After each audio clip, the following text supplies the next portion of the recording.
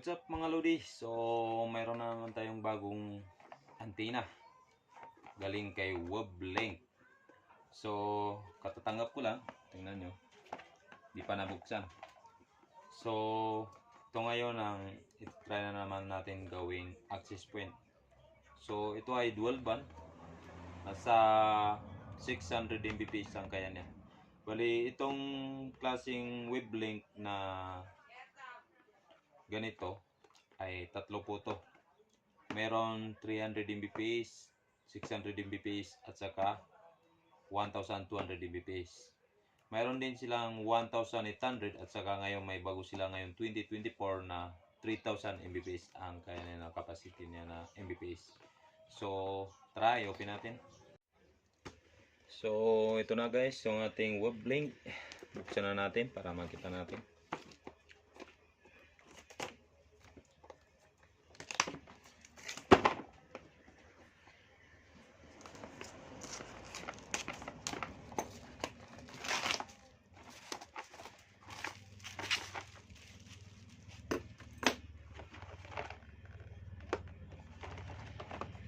Ayan sa gilid. Wow, so ito po yung laman ng box. Una ang kanyang body. So ayan po. So ito ang indicator ng Wi-Fi. Saka yung LAN cable ko kapag naka connect na yung port sa LAN cable. Saka yung power indicator niya. So ito yung strength ng kanyang signal. So ito yung kanyang default IP address. So 192.168.10.1. So anyway, first time ko palang mag-config nito at saka first time ko rin gagamit ng Wavelength nito. So ulitin ko, itong ganito ay tatlo po yung klase. 300 Mbps at saka itong 600 Mbps at saka mayroon din 1200 Mbps. So pag yung 1200 Mbps ay magiging apat na yung kanyang antenna. Ito yung kanyang antenna, dalawa. So ayan, may nakasulat po na 5G at saka 2.4G. So yung 1200 ganito at saka mayroon din dito na sa kabilaan. So magiging apat po yung kanyang antenna. Saka mayroon din siyang malaking mayroon din silang malaking access point na Wavelength din. So 1800 po yung kanyang capacity. At saka ngayon to 2024 ay mayroon din silang 3000 capacity na Mbps ang kanilang bagong access point. So ito yung laman. Tapos ito yung kanyang pang mount pag dinikit na sa mga wall o saka mga puno. So ito ang kanyang PoE adapter.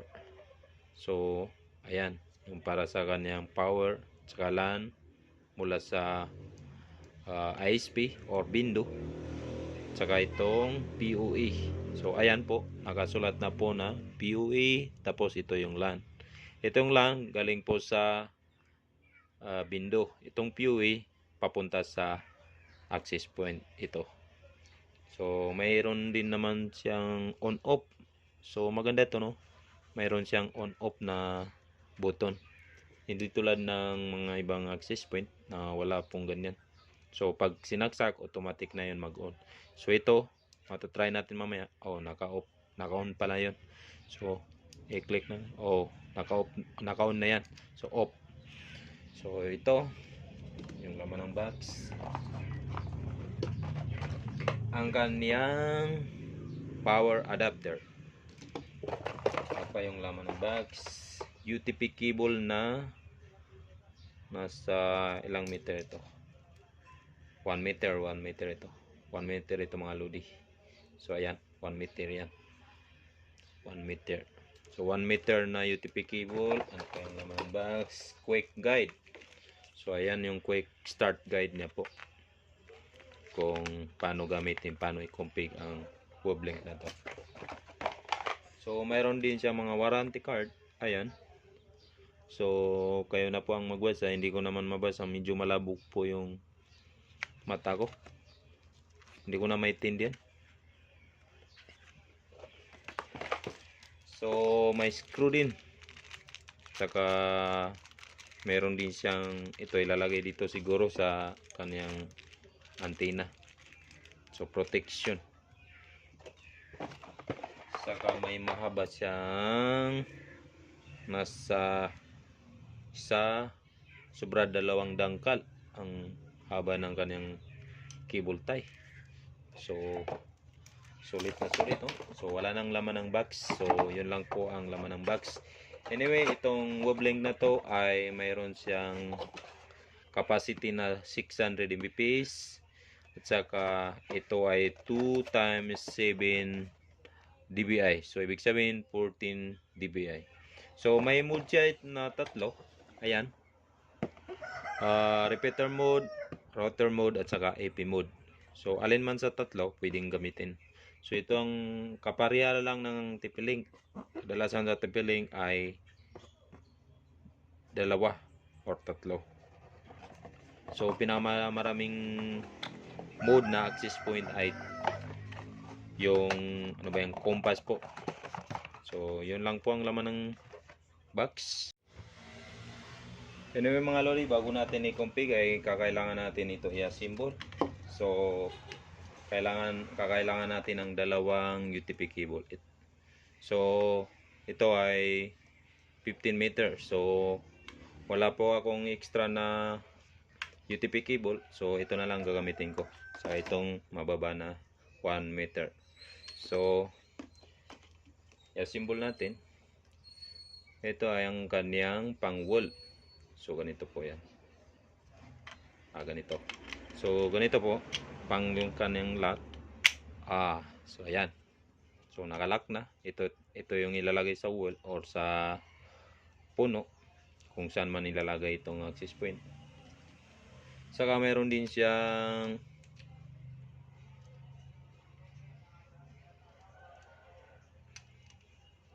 antenna. So ilagay natin. So mayroon po siyang protection para hindi pasukan ng tubig. Ito ay weatherproof, ibig sabihin ay umulan man o umaraw ay hindi tinatablan. May protection po siya. So ayan po. Medyo sobra 1 dangkal po yung haba ng kanyang antenna. Mas mahaba kaysa TP-Link at saka compass. So ayan. Medyo wag niyong sobra isagad, baka masira. So ayan po ang sulit, no? So ito ay di ko alam kung saan nilalagay ito. Siguro dito.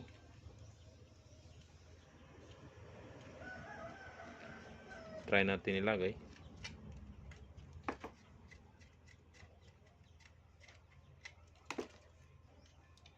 Ayan. Additional hindi siguro. Dito.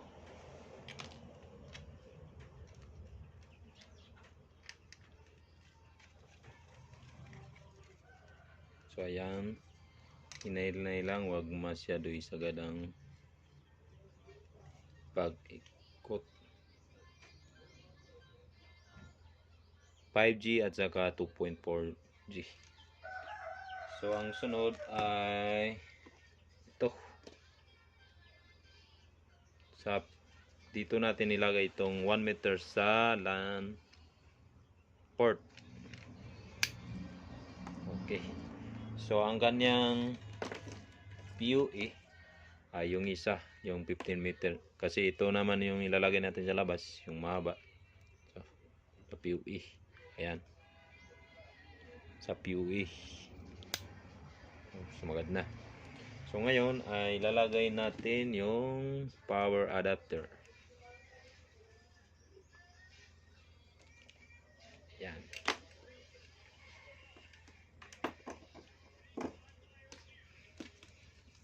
So itong step. Ayan.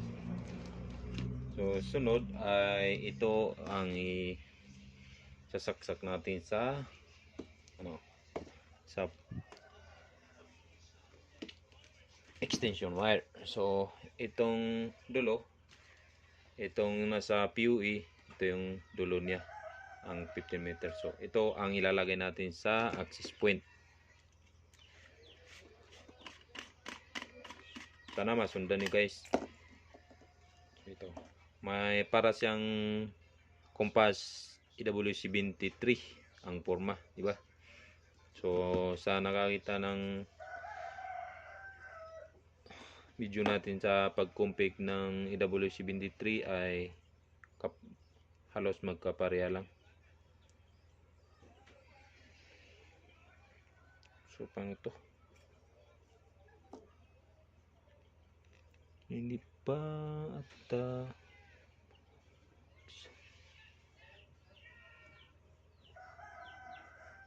may rapid tanggalin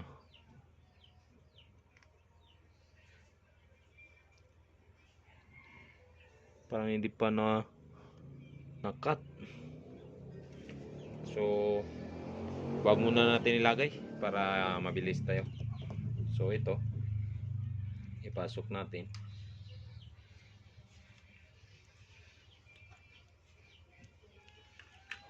Ayan, napasok na. So dyan, ayan guys, may maganda yung kanyang power reset, yung reset button. So ground, may ground din siya. Pwede natin yan lagyan ng ground para safety yung ating access point. So pag nilagyan niya ng ground, lagyan na yan ng wire, ilalagay po sa lupa. Ayan, saksak natin.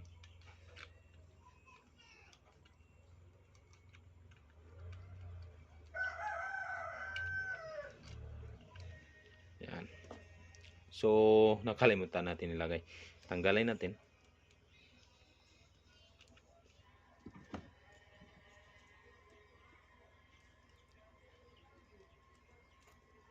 So ito dapat ang muna bago ito. So yung rubber ay hindi natin nilagay para mabilisan tayo.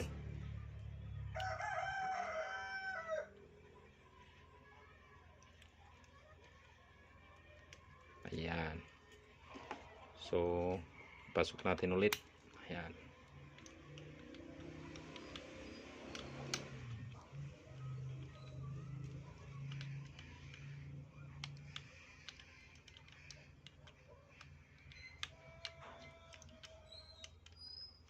Ayan.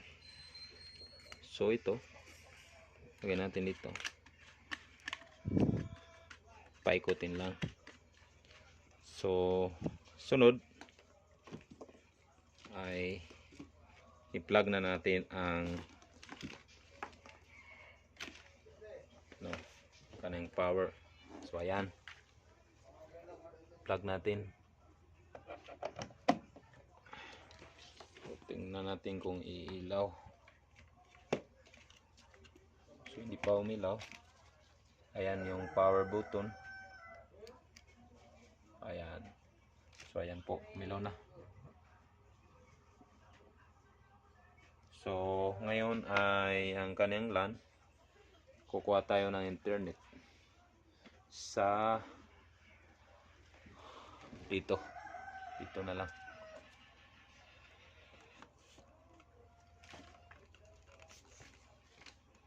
Ito na lang sa itong switch hub. Ito na lang tayo.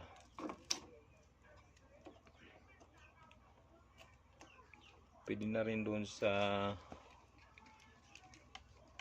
ating dito na lang tayo kumuha sa router. So ito ilagay natin dito sa router. Yan, sagad lang.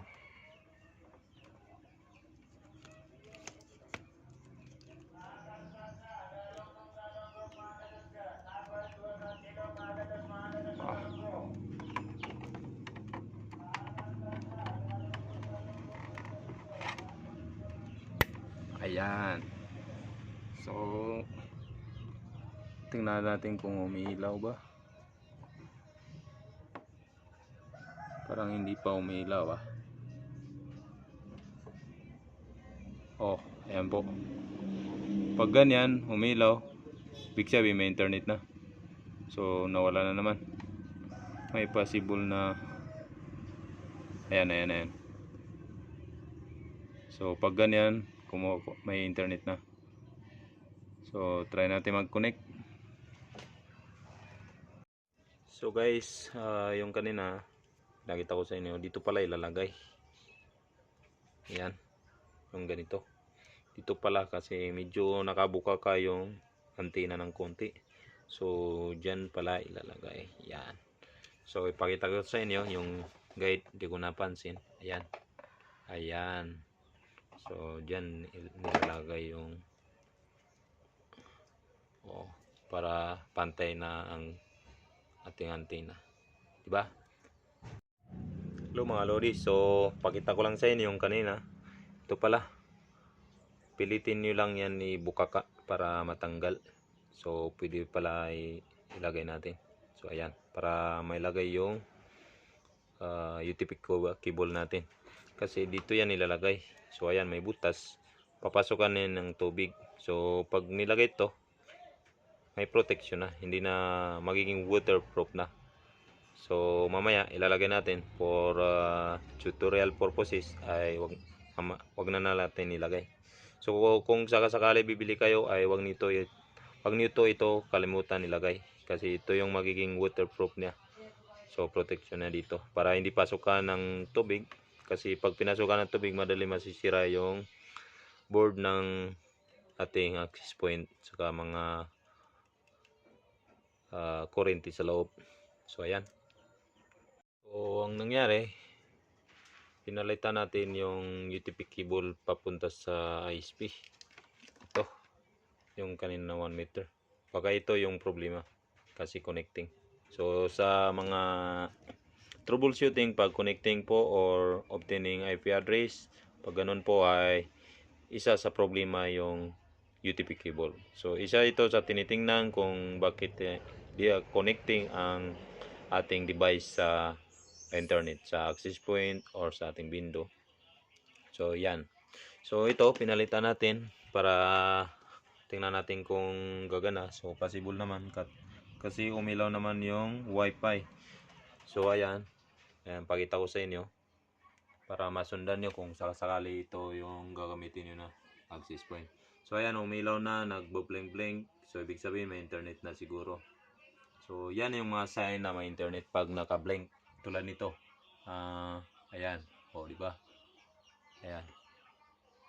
Public blink. So, pag ganyan, may internet. So, try ipakita ko sa inyo. Guys, itong UTP cable manipis to. So, advice ko po sa inyo, isisir ko lang. Pag kayo ay beginner sa piso wifi ay huwag kayo gumamit nito. Saka itong kasama sa Woblink kasi hindi na medyo malambot, possible na cut 5 ito. So, ang advice ko, itong mga ganito, makapal.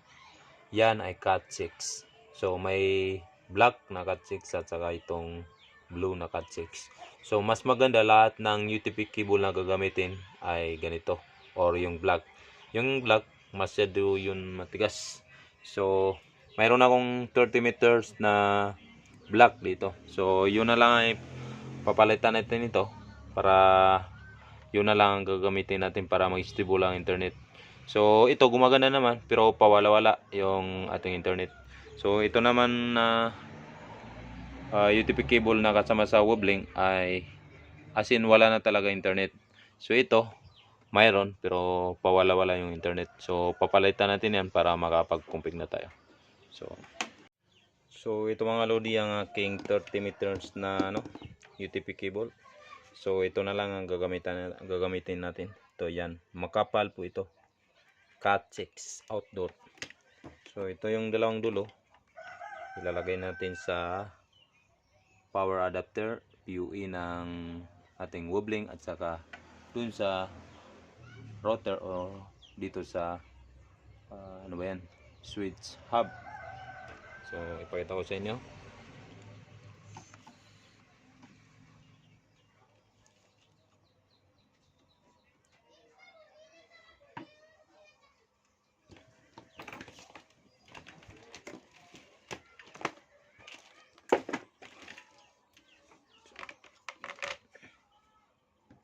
So ito guys, yan. So dito ito, lagay natin sa ating lalagay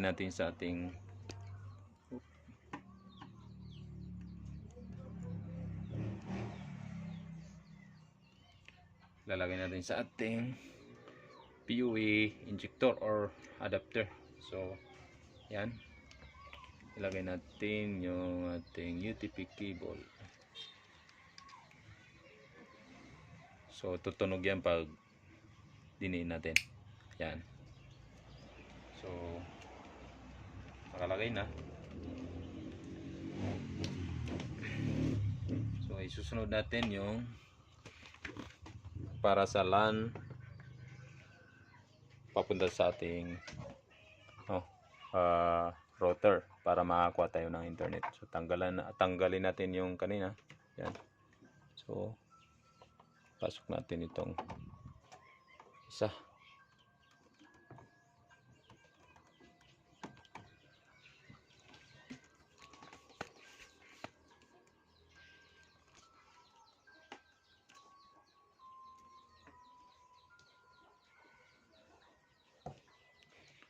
So ito, pasok natin.